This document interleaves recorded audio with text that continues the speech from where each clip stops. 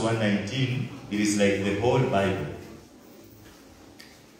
In the whole Bible, Psalms 119, I want to bring the message during our youth month, youth life, and the word of God. Praise the name of Jesus. Amen. Youth, life, and the word of God. Maisha ya ujana na neno la Mwenyezi Mungu. Ujana is just a stage in life. And it's just a gift from the Lord that uweze kupata nafasi ya kuzaliwa na uanze kukua na ifike siku moja mtu aitwe kijana. Na niko hapa kusema Jumapili ya leo ya kwamba kila kijana anahitaji neno la Mungu kuliko chochote kile. And you are very safe if you are in the word of God than being in any other thing in life. Praise Jesus. Nimeshasikia sometimes watu wakisema ya kwamba kijana ukiwa kanisani ni kama unapoteza. Let me tell you, you are very safe in the church than anywhere else. Yes. And not only in the church, in Glory Baptist Church. You are safe. Hello young people. Uko salama. Tumekutana na watu and we've met people. Some of them are your mothers and your fathers. Na unagundua mambo mengine wanayafanya wangelikuwa kanisani hawangelifanya hivyo. You are very safe to the Glory Baptist Church. That is what I'm telling you. Psalms 119, we read it from Swahili. Allow me to read it again in the version that I have, the NIV. Psalms 119 talks about the Bible. The Bible says, "Blessed are they whose ways are blameless, who walk according to the law of the Lord. Blessed are they who keep his statutes and seek him with all their heart.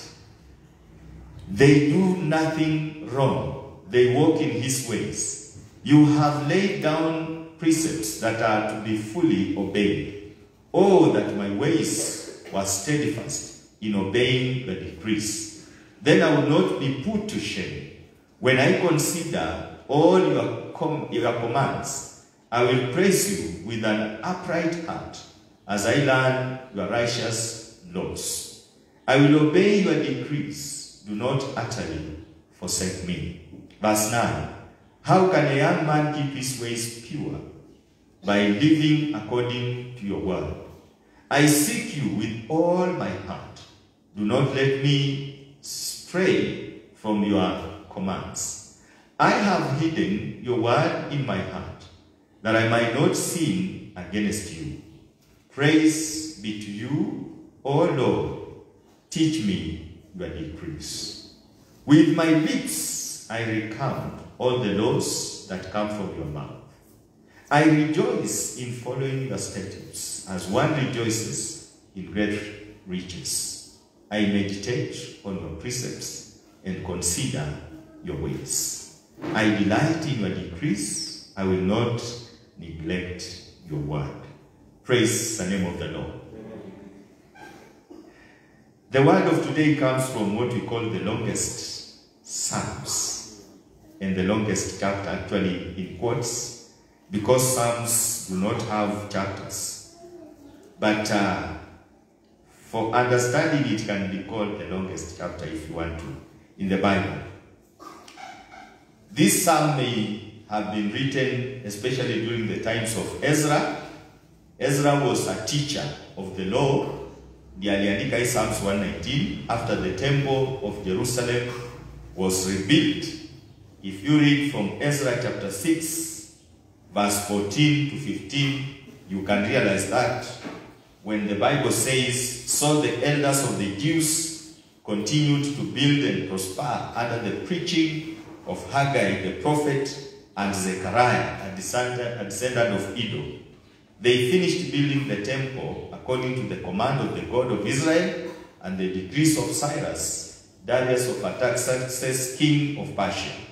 The temple was completed on the 3rd day of the month of Adar in the 6th year of the reign of King Darius. That was 516 before Christ was born, when the temple was completed. And during this time, when the Jews were returning back to Jerusalem, is when this Psalms 119 was written.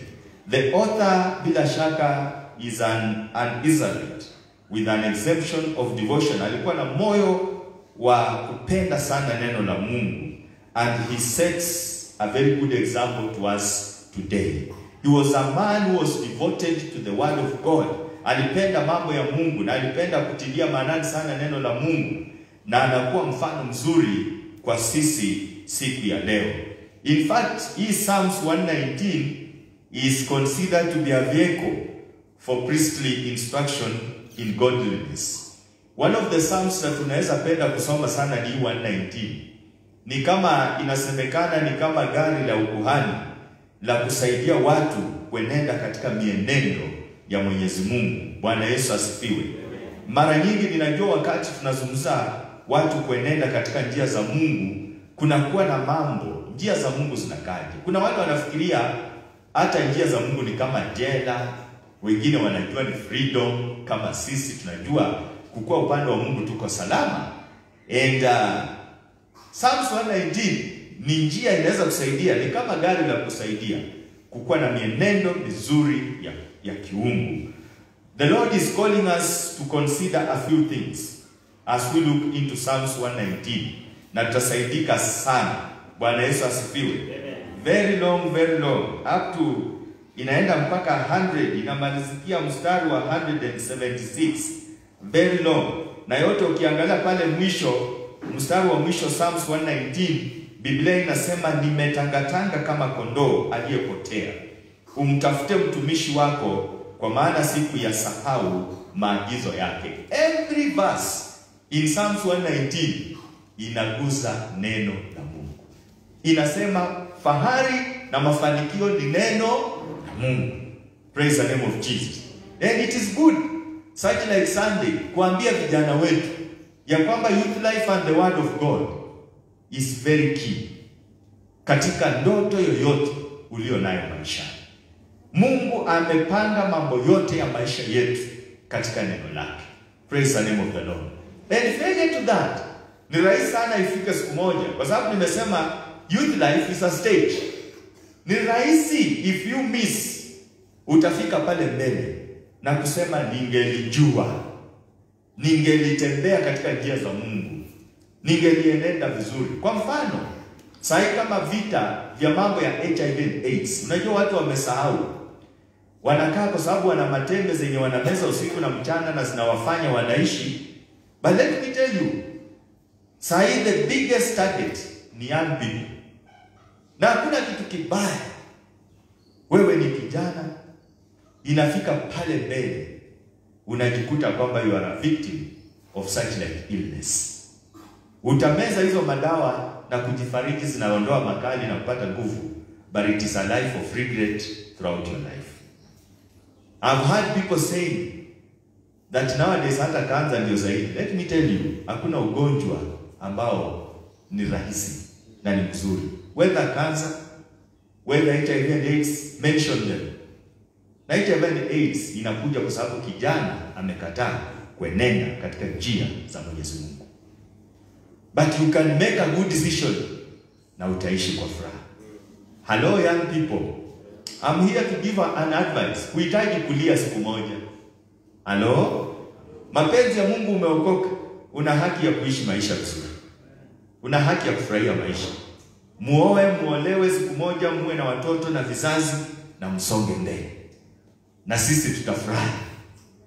Praise the name of Jesus. So, what are we learning from this?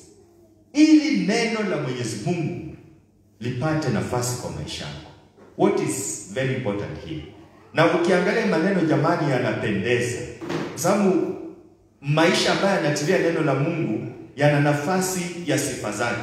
For the word of God to find time in us, there are areas that we must consider seriously. And not only youth, even the adults. One, we need to hear and read the word of God. Praise the name of the Lord. Amen. The word of God sio tu kitu ambacho kitakuja tu kwako vile ati itakuja tu ama itaingilia tu popote. I see a lot of confusion.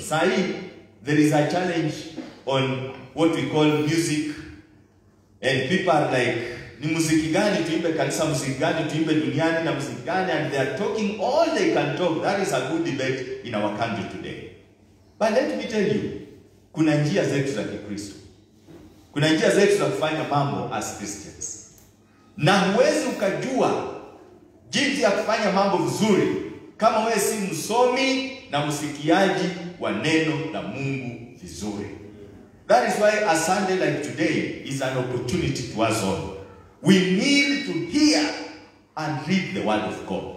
I am saying this repeatedly because I know even unaweza kaa ndani ya kanisa lakini neno usikii. Usikii, how do I know hujasikia?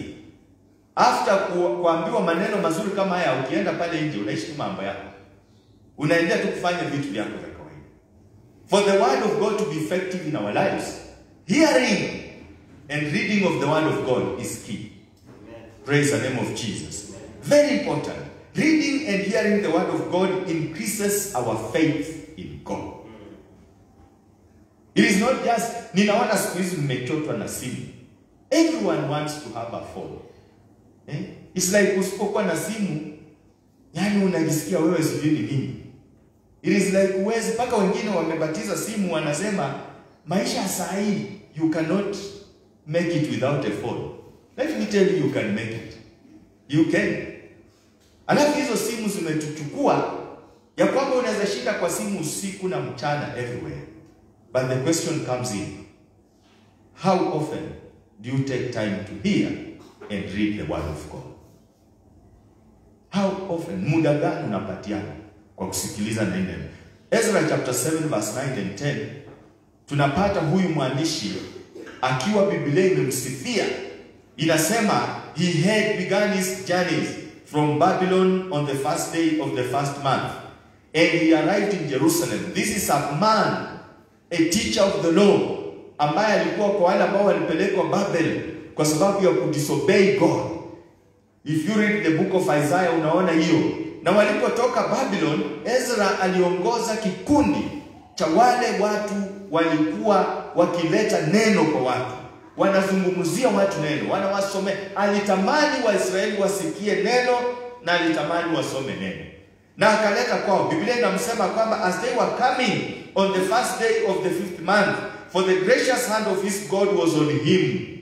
Bwana asifiwe. Mtu mwenye anasikia neno na analipenda neno analisoma, hata mkono wa Bwana huwa pamoja naye.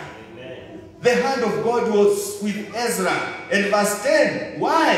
For Ezra had devoted himself to the study and observance of the law of the Lord, and to teaching its decrees and laws in Israel. Why was this helpful to Ezra? He devoted himself to the word of God. Romans chapter 10 verse 17, the Bible says, consequently faith comes from hearing the message, and the message is heard through the word about Christ. Hapo ndio tunasema faith comes by hearing, and hearing the word of God. Amen.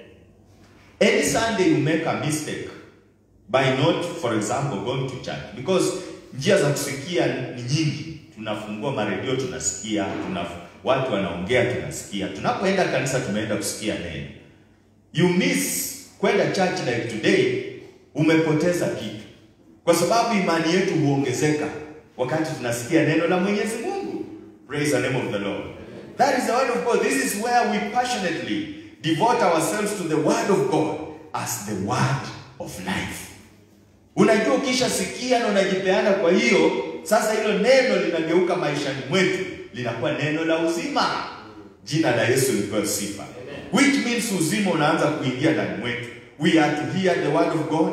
We are to read the word of God, because it is laid down as a law of God, which is to be fully obeyed according to the verses of Psalms 119. I don't know if you saw verse 4 and verse 5.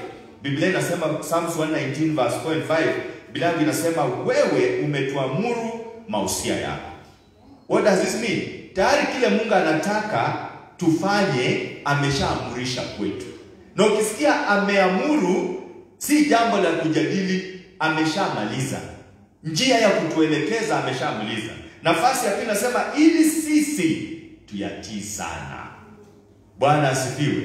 Unaona sasa haya mambo yameshaletwa kwetu ili sisi tupate nafasi ya kuyatii sana. Verse 4, verse 5, Psalms 119. Hebu soma pamoja nami nisikie. Inasema nini? Oh, that my ways,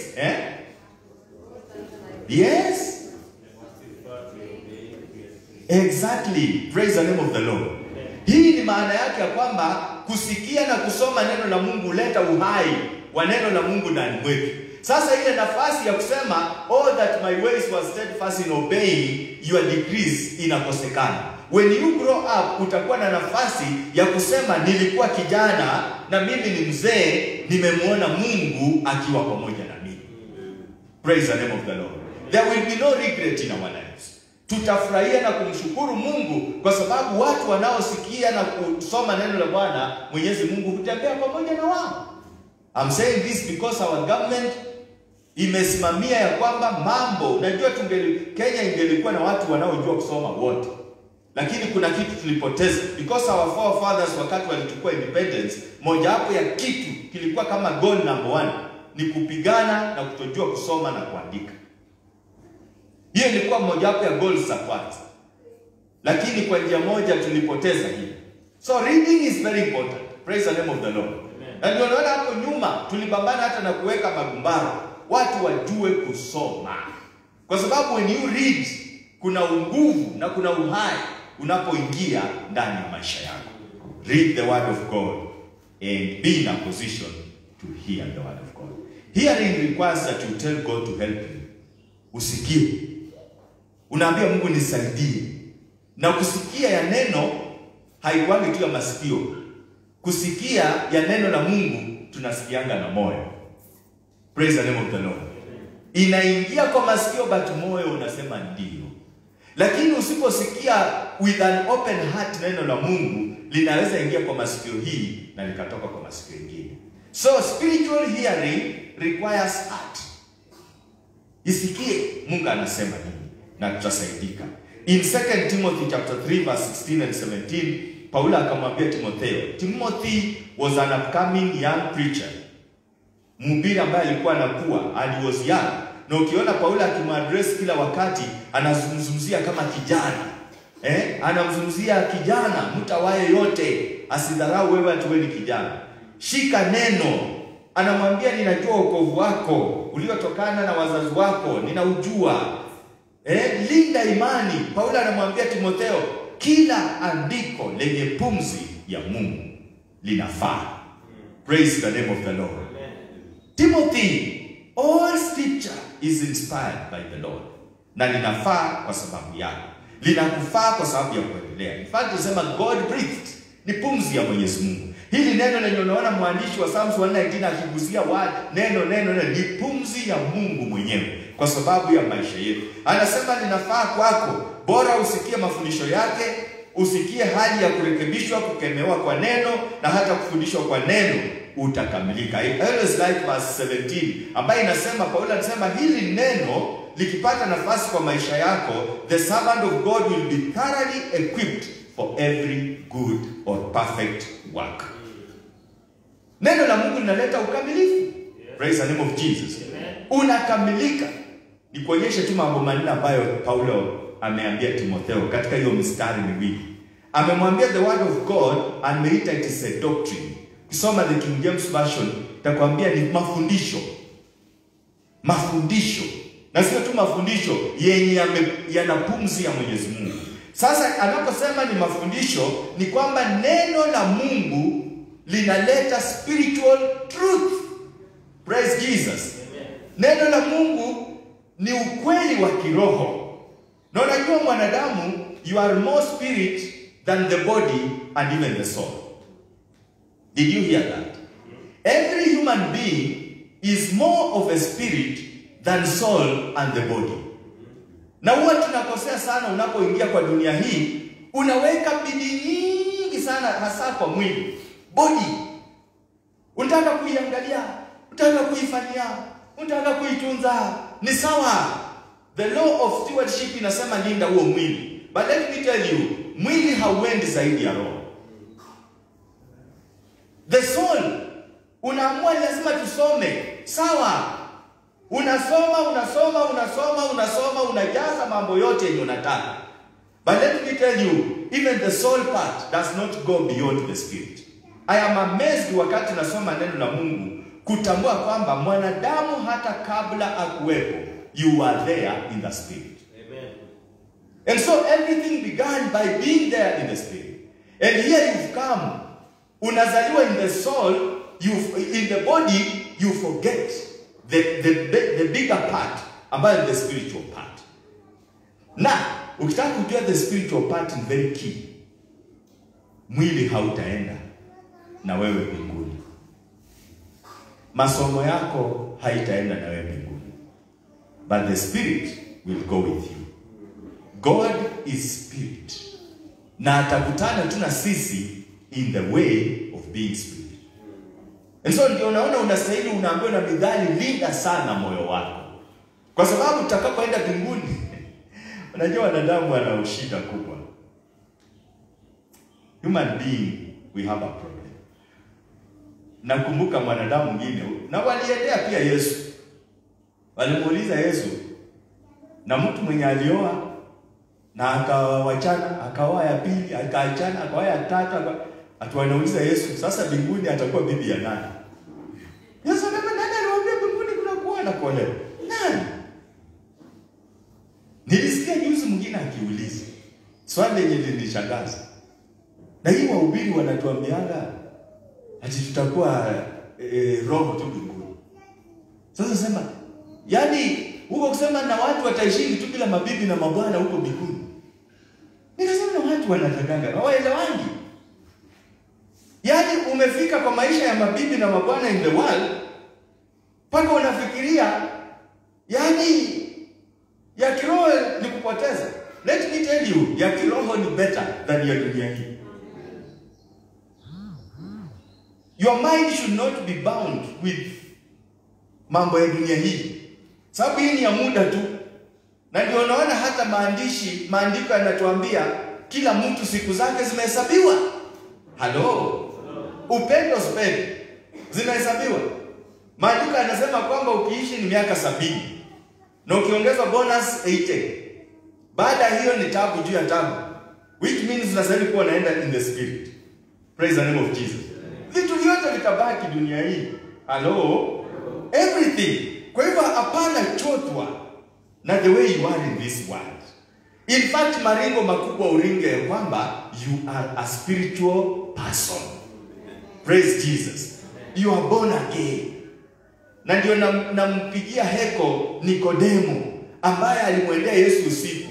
Nifanyeje hata na mimi niwe wa kiroho? Kwa sababu ya kiroho ndio inadumu. The word of God is there for our spiritual truth. Which means tukiwa na neno la Mungu, mahitaji ya kiroho yamepata suluhisho. The word of God number 2 is there for reproof or correction. When we talk of reproof, the word of God is there to show us our imperfections. When the word of God comes into our life, linatuonyesha pia mambo ambayo sio sahihi. Bwana asifiwe. Yani ukiwa Mkristo, usingojange watu kukuambia kama uko right ama uko wrong. Neno la Mungu lina uwezo wa kukuonyesha mambo ambayo sio sawa. Bwana Yesu asifiwe. Things that are imperfect, the word of God is there to show us. That is why you need to read the word of God. You need to hear the word of God. Paul tells Timothy, the word of God is there for correction. What is correction? Correction, haraka sana moyo huo, mawazo huo anafikia correction ni adhabu, ni kuadhibiwa na. When the word of God comes in for correction, it reveals our sinful failures. We are sinful people, and our sinful failures will be revealed. That's why tunaweza ingia kwa nyumba ya Mungu na kumlilia Bwana. Na unasema Bwana, nimekukosea. Ni mimi tu nimekukosea, nisaidie. Bwana Yesu asifiwe. Amen. Unakumbuka katika Psalms 51. Zaburi 51 ni Daudi anakumbuka dhambi ambayo ametenda kwa kuiba mke wa Uria, na pia akapanga Uria kufe na akafanya dhambi ya usherati. Ukienda katika Psalms 51, Daudi hasemi watu wananiona nini, anasema Mungu ni wewe tu na ni wewe tu nimekukosea. I always like verse 10 ambayo wanasema Lord, create in me a new heart. Niumbie moyo msafi Jehova. Anasema sijakosea watu, hata si hawa watu, ni mimi nimekukosea. The word of God reveals all our sinful failures. Ukiona kama Mkristo hali ya uovu wenye unafanya haukuji kwa macho yako na ukaona makosa yako, then neno la Bwana halijapata nafasi kwa maisha yako. Finally, Paul anaambia Timotheo, the word of God is there for instruction. Hallelujah. What is instruction? Instruction, it is living a righteous life. Neno la Bwana linaanza kuonyesha this is the way to go.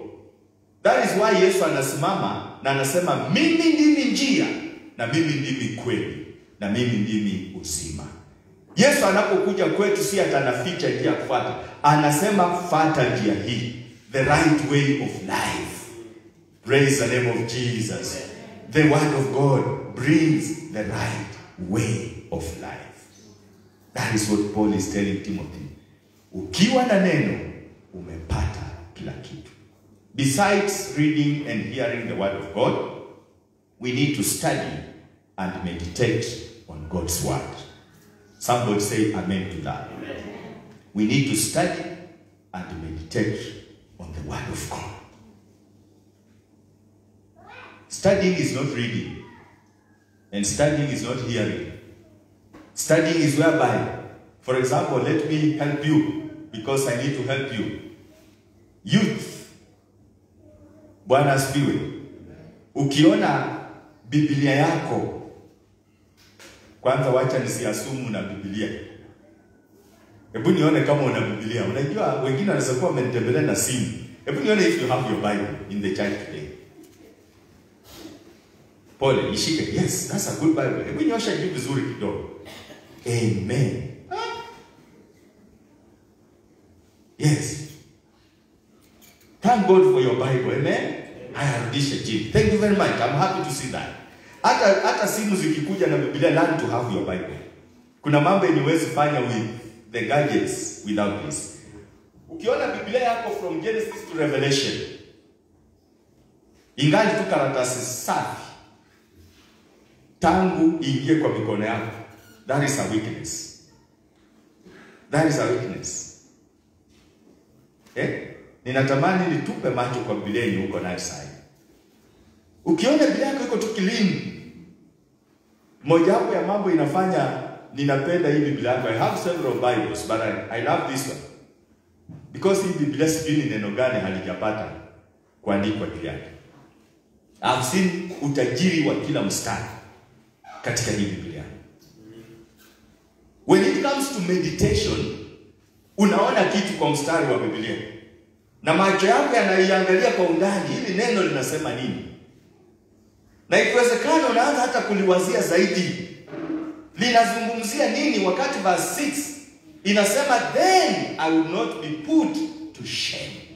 What does this one mean? Kumbe neno la Mungu linaweza fanya sisi tusiingie kwa aibu. Yes. Praise the name of the Lord. Amen. So in meditation you start seeing important messages from the word of God. Praise the name of the Lord. Amen. Na meditation huwa haifanyiki tu bora kufanyika. Because meditation ni kama ile yenye huwa tunaona asaizi, tuseme kama ng'ombe akisha kula nyasi na amekunywa maji, alafu anakaa chini, anaanza tena kucheua ile nyasi amekula akirudisha. It is meditation, inakuja umesikia, umesoma, sasa unatafakari kile ambacho umeshakifahamu tayari. We need to meditate And we need even to have time to study the Word of God. Amen. Praise Jesus. Amen. If your Bible is clean, inapungukiwa na study of the Word of God.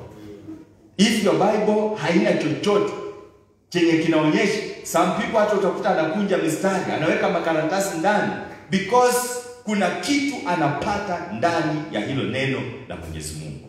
Praise the name of Jesus. Amen. Nakumbuka siku moja mwaka jana, last year, tukiwa na miezi hii ya vijana, nikapata kijana mmoja wetu hapa kanisani. Anategemea tu mstari wa Biblia, ile yenye inasoma kwa Biblia ama ile sipi inatokea wapi, hiyo ndio inafanya maisha yake ishi. Tukazungumza naye kidogo tu. Na kwa sababu ulikuwa mwezi wa 8 what I did, nikamwambia kwamba do you know kijana, hili neno linaweza saidia wewe maisha yako yote. Everything, unataka kazi iko hapa. Unataka elimu iko kwa hili neno. Njia moja hili neno ni kupanga kulisoma vizuri. Now I remember I gave this young lady the book of Proverbs. Kaambia jaribu kusoma Proverbs kidogo. Biblia ambayo alikuwa amekaa nayo 4 years in high school, ikiwa safi kama zingine zenye naona hapa. In 1 month ilinirudia the whole of Proverbs. Na akaniambia, unajua nini dadi, sijawahi jua Proverbs ina mambo mzuri kama hii. Na nilimwambia, as you read, write down some notes. And she was putting down some notes. Mpaka leo anapenda kuniambia bado naishi maisha ya August last year. Amen. Learn to study the Word of God. Hello youth. Bwana asifiwe. Wakristo wenzangu, Bwana Yesu asifiwe. Learn to study the Word. Jifunze, wacha kutegemea mistari ya Sunday peke yake. Mimi sasa ile ninakuja kwako hivi, ninajaribu kukupatia tu kidogo ile ninataka kupatia. Lakini nyingi ndiye imebaki na mimi. Utajiri mwingi wa neno ni ule umebaki na mimi. Study the Word of God. Praise the name of Jesus. Amen. Na utakuta hata ukitembea nyumbani, hata ukitembea barabarani, your heart thinks about the Word and walks in the Word. This is a repetition. Psalms 119 vile nimekwambia ni marudio ya Waebrania. By the way, Psalms 119 was not written to be sung. Hello? Najua mara nyingi tunapenda kuimba sana. Na Zaburi kila wakati akili inafikiria nyimbo. Psalms 119 haikuandikwa iimbwe. It was written to be meditated upon, to be studied, and finally, stage 3, yanze, ukitembea, you memorize that scripture. Bwana asifiwe. Sijui Biblia yenye uko nayo, lakini my Bible reminds me the little Hebrew language. Nilipokuwa nafanya theology, I was introduced to Hebrew language because Old Testament was written in Hebrew and New Testament in Greek. And Hebrew is a hard language. But we marked what we marked. Na si kuanguka, I passed. Tuliandika hizo letter. My Bible has some of these alphabets za Hebrew. I don't know your Bible. Praise the Lord. Psalms 119 ina Hebrew alphabets zote za kuanzia nukta ya kwanza mpaka nukta mwisho. Like verse 1, blessed are they whose ways are blameless. Imeandikwa na Hebrew alphabet ambayo inaitwa Aleph. Hello? Hello? Does your Bible has what we call an Aleph? Does it have something to do with Aleph? Hiyo ni Hebrew term. Na yangu ni nzuri sana kwa sababu Aleph mpaka imeniandikia the letter Aleph in Hebrew. If you move to verse 9, inaleta the second Hebrew letter ambayo inaitwa kwamba Beth. There is Bethlehem. From verse 17 there is Gimel ambayo ni Hebrew alphabet. From verse 25 there is Daleth ambayo ni Hebrew term. From verse 33 I can see Hey. That is a Hebrew term. Wana wa Mungu, Bwana asifiwe. That is why you need to have a Bible that is a Bible. Sometimes you just have a Bible, but it's not the Bible that is the Bible. Hizi zenye zinawekwa kwa mitandao, they cannot give you this. This one helps you to study and helps you to have an opportunity ya kuelewa neno na Mungu kwa maisha yako. Bwana asifiwe. So unakuta the arrangement, the reputation itself inaonyesha the beauty of God's word, and that was very great help to Israelites, to the Jews, and it is of help to us. At this level of meditation and even studying the word of God, two things happen. Are you ready for those two things? Ukishafika katika nafasi ya studying the word of God and meditating on the word of God, vitu vile hufanyika. Number one, we humbly acknowledge the errant ways of our hearts and life. Bwana Yesu asifiwe sana. When you reach on meditation and studying, mioyo yetu kama inakupotea, unaanza sasa kurudishwa kwa laini. We acknowledge our errant ways of our hearts and even our lives. Upotovu wa njia zetu na maisha yetu unaanza kuwekwa wazi. Why? We are studying and we are meditating on the word of God. Secondly, we know the pains of discipline, but as well the fruit of God's corrective disciplines of the word of God. Neno la Bwana linapoleta marekebisho kwa maisha yetu, huleta mambo mengine saa nyingine ni kama machungu. Bwana asifiwe. Kwa mfano, mlevi, mkunywa pombe, anaenjoy kukunywa pombe. Do you know that? Anaenjoy that. By the way, it is said, hata kinachofanya saa hii mambo ya kujiua na kujiangamiza inakosekana ni kwa sababu wakati ambapo mtu ambaye ni mlevi, nikupe example nzuri.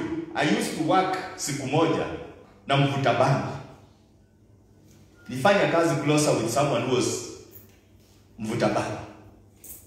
Jamaa hii angevuta bangi, akitokezea penye ametoka kujificha akikuja, anaanza kuona dunia hii yote ni yake. Anasema the whole world is mine. Na si hata anaenjoy, anamaanisha dunia ni yake. Na anaanza sema, unaona hii magari napita yote ni yangu. Ni yangu. Ndege ikipita juu, hata hizo zote ni zangu. Na anafurahi, anacheka. Mawazo yake inamwambia hakuna tabu, sasa vitu vyote ni vyangu. Alikuwa anapenda kujichekesha. Anasema kama kuna watu wamesoma ni mimi. Nilimaliza class 1. Nikamaliza 2. Nikamaliza 3. Nikaenda form 1.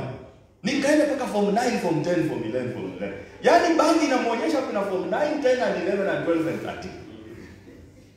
Hata system of education inaenda zaidi. Hiyo ndio sababu utaona mlevi akitoka Kapchumba akienda Kamsiriat amenyamaza kimya. Bara akitoka Maine Kamsiriat, nyimbo zote zenye aliimba Sunday school anaziimba. Bwana uze. Unashangaa ni kwaya gani inaimba? Ni jamaa imekunywa vitu vyake. Yaani hata kwa giza anajua Bwana yako na yeye, anatembea na yeye. Neno la Mungu likishakolea ndani ya maisha yetu kama Wakristo, huwa linafika mahali lina take control of our lives. Amen. Sasa unaanza kuongozwa na neno. Na ndio unaona Paulo akasema katika Romans katika Galatians chapter 5 akasema kwamba mtamani kujawa na Roho Mtakatifu. Kujawa na Roho Mtakatifu ni kujawa na neno. You talk the word, you walk the word, you sleep the word of God. Praise the name of the Lord. Hujaona mtu mwenye analala katika neno, hata usiku anaota ndoto za neno. Bwana Yesu asifiwe. Naota vile malaika wanamsaidia. Lakini sasa wewe umeokoka na usiku unaota ukikimbishwa na nyani. Monkeys zote za msitu wa Kenya hii ndio zinakimbisha. Nyani ikiwacha wewe, swara inachukua nafasi. Swara ikiwacha wewe, fisi inachukua nafasi. Fisi ikiwacha wewe, simba anachukua nafasi. That is a problem. Do you know where the problem is? Umeshinda kwa TV ukiangalia swara zikikulana na simba, zikikulana na fisi, utakosaje kuota hizo? Utakosaje? Lakini I'm talking about watu ambao wanaweka neno la Bwana kipaumbele. Before they sleep, kama wewe ni baba, and I thank God for the son leader, alitupea nyimbo za imani yetu.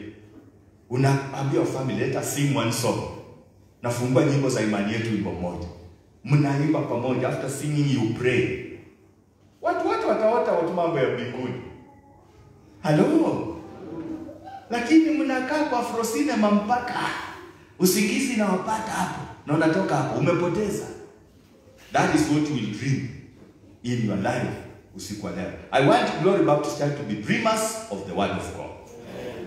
Praise Jesus. Tunaota ndoto za Mungu. Imagine unachukua simu, unaingia nayo kwa blanketi. Unaona picha, una scroll, unaangalia mpaka macho inafungia hapo. Inafungia hapo kwa scrolling the phone. Mpendwa, saa 8 za usiku, what do you expect mawazo yako kufikiria? Hizo vitu zenye ulikuwa na scroll.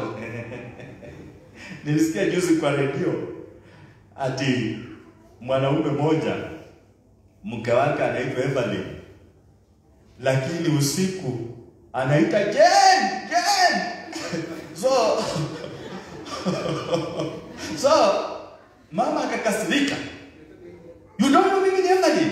Ni Evelyn kwa sababu amescroll Evelyn na Jen mpaka akilala na Evelyn na Jen. Wana Glory Baptist Church, tulale katika neno. Amen. Tulale katika Injili. Yes. Kando na wahubiri waongo kwa TV zetu, kuna wahubiri wazuri kwa television. Unaweza switch kipindi kimoja kikabariki moyo wako. Hata ukaomba na ukiamka utaamka ukiwa Mkristo wa neno. Ukiamka Jumapili leo hautaona baridi. Ukiamka utaona kumwabudu Mungu. Lakini kama umepigana usiku na mambingu za dunia hii za ardhi, ukiamka asubuhi umechoka, hata kanisa wanasema Mungu nisaidie.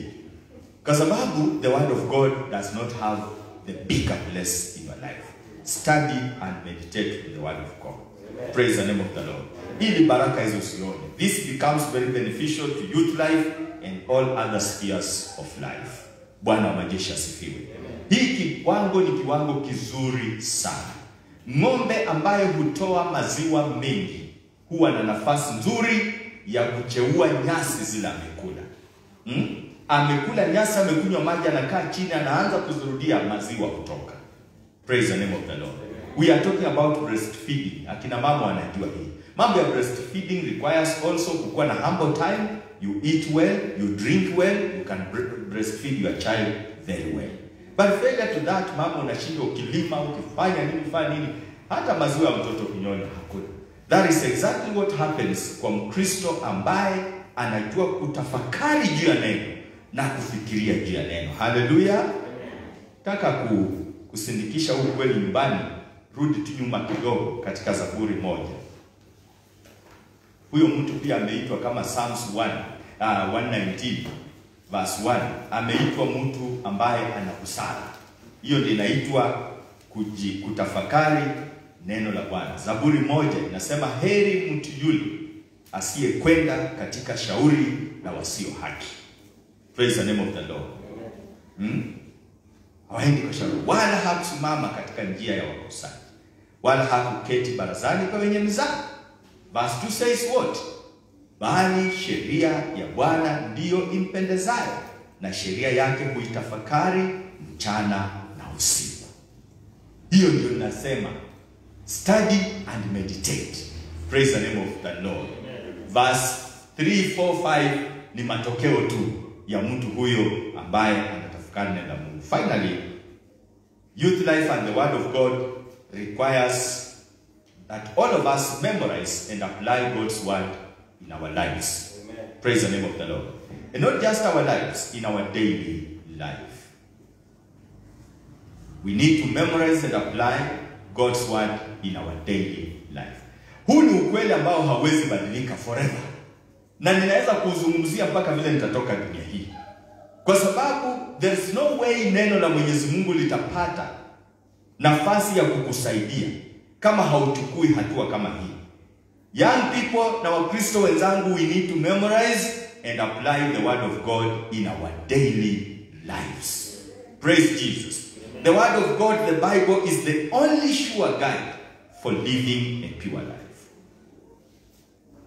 Vijana mnatuambiaga mna shida na nini? Na mimi hata ninawasikilizanga na irudi nasema, dunia hii sasa ni raha iko wapi?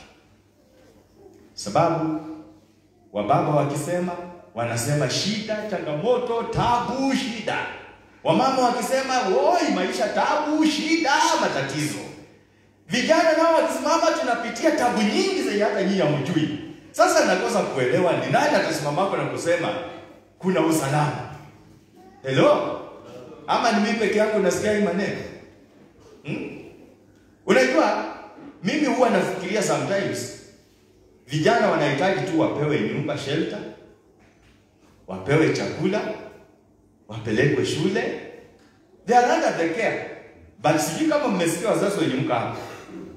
Always watasema changamoto zile tunapitia ni kali, hata nyinyi hamjui. Wanaposema hivyo na baki nasema yani na ukienda wamama na anasema yale tunapitia tu Mungu tusaidie. Wamama mjui sisi tunapitia nini. Wanaume nao wakisimama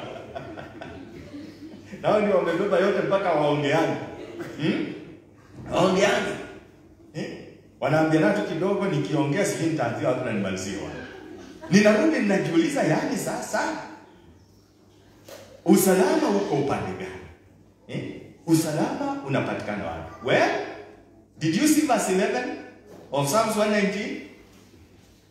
Did you see verse 11? Na nimeleta hili neno, by the way, don't think it is just for the youth.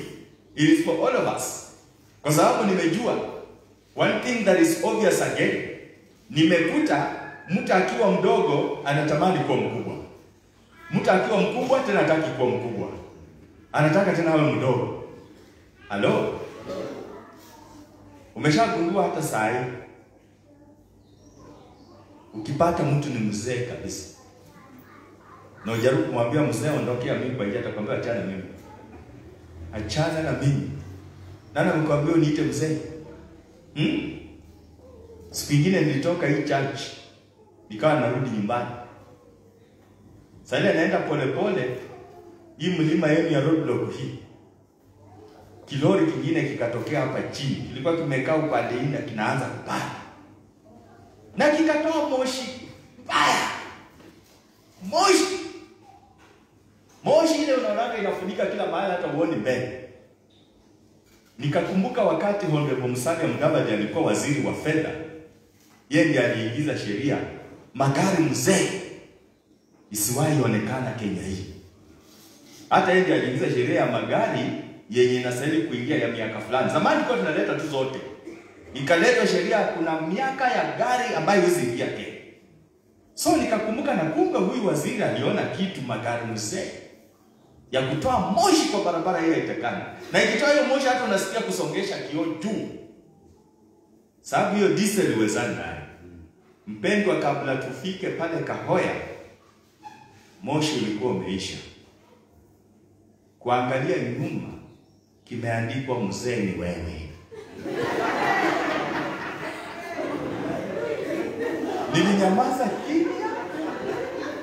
Nilinyamaza kimya nimekilali nikimzee kutoka roadblock. Nikifikiria mimi ndio sio mzee, pale juu kinaniambia mzee ni wewe. Nilinyamaza, niliinua mikono nikasema hakuna cha mzee dunia hii kumbe. Nilinyamaza kimya. Nikapanga vile ninaweza kukipita niende mbele. Huwezi kuambia kilori ni mzee. Mzee ni wewe umeiona huko nyuma yake. Suluhisho liko hapa. Mstari wa 11 kuna jambo nzuri ambayo inasema jinsi gani kijana ajisaidie maisha yake. Praise the name of the Lord. Amen. Na nafurahia because it is a question and an answer. Verse 2 part B of that verse inasema nini? What does it say in your Bible? Kwa kutii akilifuata neno la Mwenyezi Mungu. How can a young man make his way pure? By living according to the word of God. Sasa hapa uwe ni kijana, uwe ni mzee mwenye utaki kuwa kijana, uwe ni mama mwenye mzee ni wewe, sheria ni hii, tuishi sawa sawa na neno la Mwenyezi Mungu. The Bible is very sure for your future and for your life. This is where these verses, they bring a very good answer. And I said earlier, unajua kwa nini hii Zaburi iliandikwa hivi? Ni kwa sababu katika hizi nyakati za hii Zaburi hakukuwa na Biblia. There was no any written one the way we have it today. Leo hii unafinya tu simu na Biblia inakuja. Unaangalia hapa Biblia inakuja. Siku hiyo hakukuwa na written one. Kulikuwa tuna mambo ya kwamba mambo yasemwe na yasikilizwe, na ukisikia vizuri na uweke kwa moyo wako, basi hilo neno linakusaidia. Deuteronomy chapter 6 verse 1 to 8. In fact, inatupa that picture very well. Biblia inasema wakati Musa anataka sasa kuaga wana wa Israeli ili waingie nchi ya ahadi.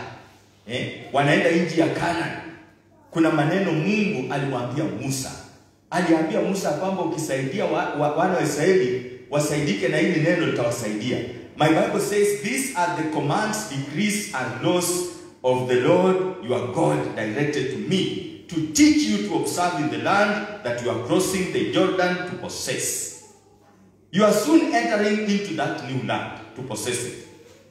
Verse 2, so that you, your children and their children after them may fear the Lord your God as long as you live by keeping all his decrees and commands that I give you, and so that you may enjoy long life. Bwana majeshi asifiwe. Brothers and sisters, kumbe hata long life iko katika neno la Mwenyezi Mungu, that you may enjoy long life to come. Verse 3, hear Israel, and be careful to obey, so that it may go well with you, and that you may increase greatly in a land flowing with milk and honey, just as the Lord, the God of your ancestors, promised you. Kufuata neno la Mungu hata asali na maziwa ziko mbele. Jina la Yesu lipewe sifa. Verse 4, hear, O Israel, the Lord our God is the Lord is one. Love the Lord your God with all your heart, and with all your soul, and with all your strength. These commandments that I give you today are to be on your hearts. Neno la Bwana lipatikane kwa mioyo zetu. Verse 7. Can we read together verse 7? Okay, tusome kama tunaona on the screen. Impress them on your children. Talk about it when you sit at home and when you walk along the road. When you lie down, when you get up. Praise the name of Jesus. And verse 8 inasema, tie them as symbols on your hands and bind them on your foreheads. Wapendwa, when we want the word of God to work into our lives, we must know how it works. Mojawapo ya sababu inafanya kila mwaka ninabeba mzigo wa kanisa letu, wa Kristo wetu, kupata kalenda kutoka church yetu. Ninajua kuna wakati ningeingia kwa nyumba za Wakristo na unakuta ameweka kwa ukuta kalenda ya White Cup. Mnajua White Cup? Mnajua White Cup? Asante. Ulijulia wapi White Cup? Sawa. Unakuta kwa ukuta umeweka kalenda ya Tusker, inaguruma kama simba. Na bado unazaa watoto wanakuwa. Watoto wanapoona hiyo kitu vile kinafurika kwa chupa, anajiuliza hii ni kitu gani? Na anapokuwa mkubwa, unajua mtoto anapokuwa mdogo, hali ya kuona ina nguvu kuliko hali ya kusikia. Na some of our children ninajua wameshafika umri wakasema wacha nione hii simba imara kama simba inafanya nini. Na usipokuwa mwangalifu, mtoto anaingia katika kipindi cha diction. Akishaingia katika hicho kiwango, kumtoa pale ni kibarua. Na nikasema Bwana nisaidie. Kwa muda wote nitakuwa nikiangalia madhabahu ya Glory Baptist. I will try my level best. Mwenye anataka kuweka simba imara aweke kwa hiari yake.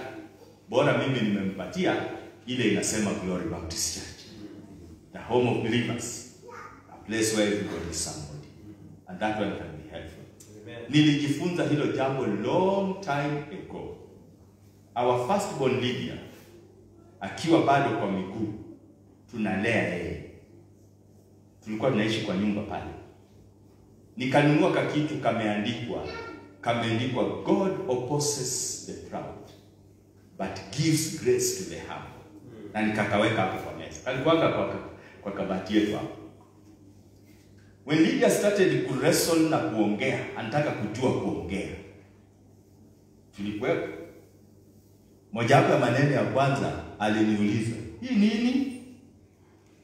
Nilimwambia kwa kakitu, God opposes the proud but gives grace to the humble.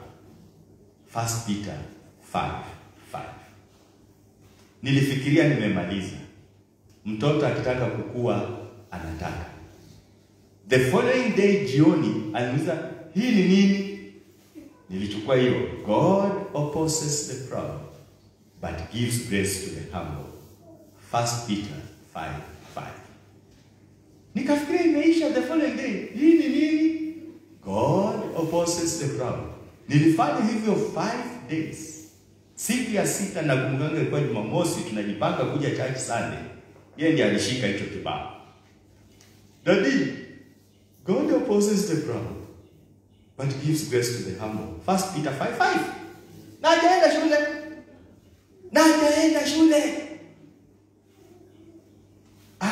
shule. Naona wengine wanaanza kufikiria zile makale ndio umeweka kwa ukuta. Maandiko ya Deuteronomy yanasema yaandike hayo mambo hata kwa milango zetu. Na natamani mlango yenye nitaingia siku moja na ninaona imeandikwa kwa mlango God loves you. Mbona muandikaje kwa milango ya maneno? Na afadhali uandike juu ya mlango mimi ni Mluya.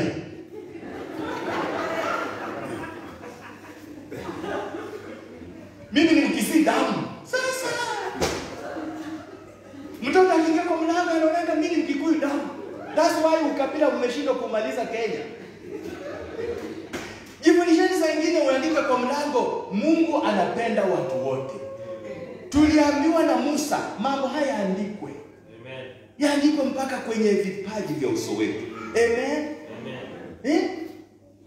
Yaandikwe. By the way, unajua kwa nini Wakatoliki wamekuwa Wakatoliki?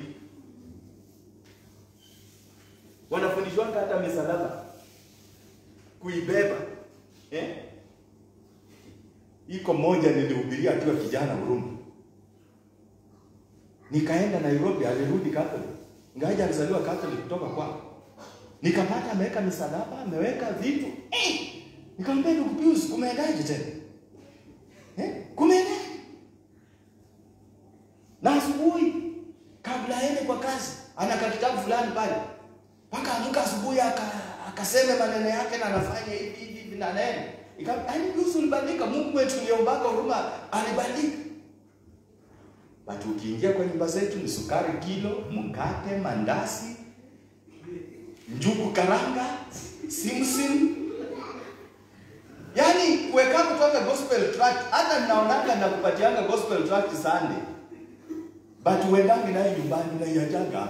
Na nakupatianga ifike kwako. Angalau ifikie mtoto wako. Tunaambiwa hiyo ndio njia ya kuhakikisha neno litafanya kazi kwa maisha yetu. Amen. Bwana asifiwe Mkristo mwenzangu. Amen. Umetangaza right life for a long time. Endako kwako hiyo kalenda right toa.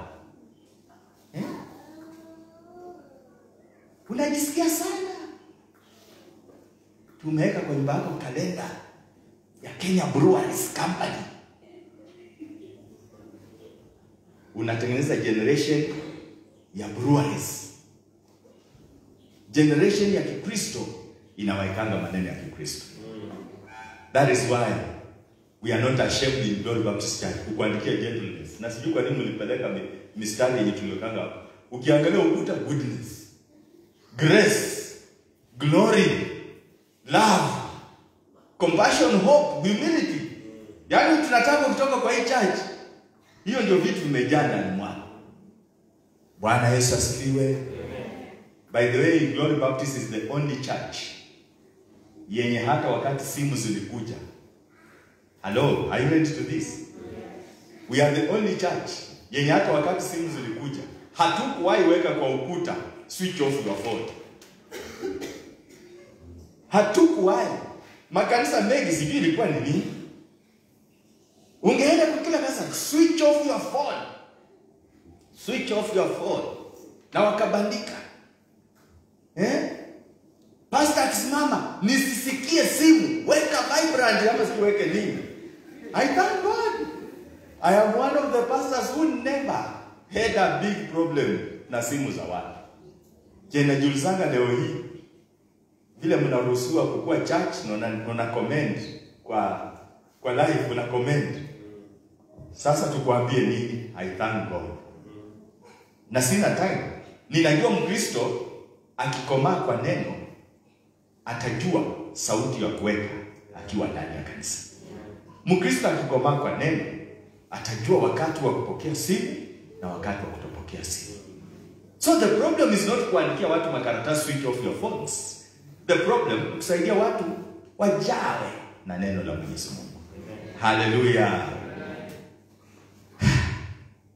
I can stop it from there. Live an obedient life and live a life of faith.